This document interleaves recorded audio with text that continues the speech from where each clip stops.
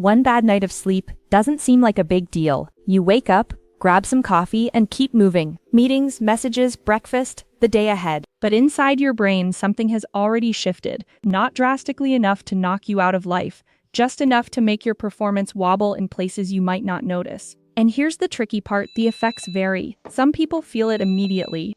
Others feel fine, but their attention behaves a little less reliably, like a phone with unstable Wi-Fi.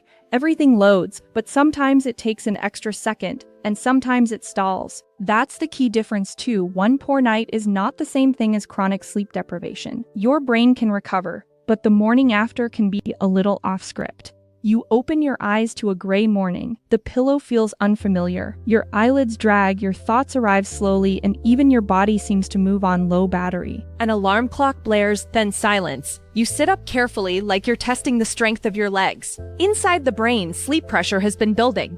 Normally, overnight recovery helps reset the balance. But after restricted or interrupted sleep, that reset didn't happen the way it should. So your system carries extra sleepiness forward into the day, even if you don't fully recognize it as fatigue. You step into the morning sunlight, it looks bright and normal. Yet your brain still feels like it's running on a slightly delayed timer, more drowsy than you remember being, more easily distracted than you expect. Then your attention starts to slip. One of the most consistent effects after a night of limited sleep is reduced sustained attention, the ability to stay focused and respond consistently over time. It's not that you can't function, it's that your focus doesn't hold as steady. Your responses can slow just enough to matter, and attentional lapses can pop up in brief moments. Maybe you miss something obvious at work. You reread the same sentence twice because it didn't quite stick. During a meeting, your mind drifts not in a dramatic, cinematic way, but in that subtle way where you realize you've been following the words without truly tracking the meaning.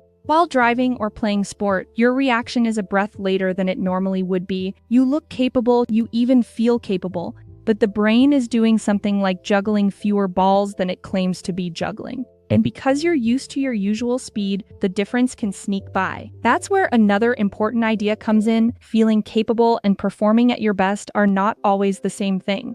After a poor night, people can adapt psychologically. You may believe you're functioning normally because on the surface, you're still talking, still working, still answering. Subtle issues may show up as small mistakes, misplacing a detail, sending a message you later reread, taking an extra moment to find the word you know. Your day continues, confident on the outside, slightly less precise on the inside. Mood can change too. Sleep isn't only about energy, it's also about emotional regulation. When sleep is disrupted or restricted, experiments have reported shifts like increased fatigue, confusion, reduced vigor, and mood changes. That can help explain why ordinary frustrations suddenly feel more difficult. A crowded workplace becomes louder. A small inconvenience feels sharper. The snap back you normally rely on takes a second longer. You're not turning into a different person. You're just running your emotions through a brain that's operating with less stability. So what about memory and decision-making? Sleep matters for cognition, but after just one restricted night, the clearest findings are the ones you've already felt: increased sleepiness and less stable sustained attention.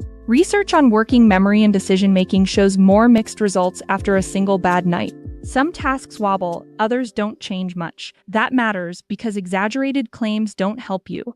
The realistic takeaway is simpler. One bad night probably won't switch your brain off, but it can make your attention less steady, and sometimes that's enough to tilt the entire day. Naturally, you do what many people do. You reach for caffeine. You see the mug, the familiar smell, the little ritual that promises momentum.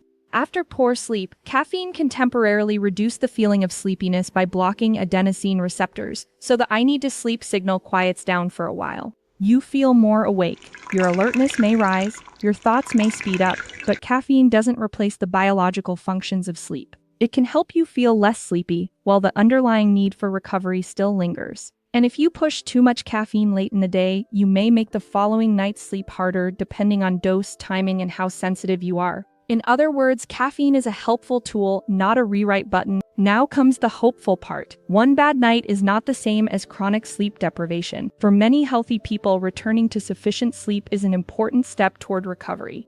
It doesn't mean every effect resets instantly or that one night fixes everything perfectly, but it does mean your brain has a real path back to baseline. So picture your evening: dim lights, a phone set aside, a calmer body settling into bed. The room cools, the mind slows. Your brain shifts into deep restorative rhythms, blue and quiet, as if the day is finally letting go. One bad night probably won't destroy your brain, but the next day your attention may be less reliable than you realize. Sleep isn't wasted time, it's part of what allows your brain to perform when you're awake.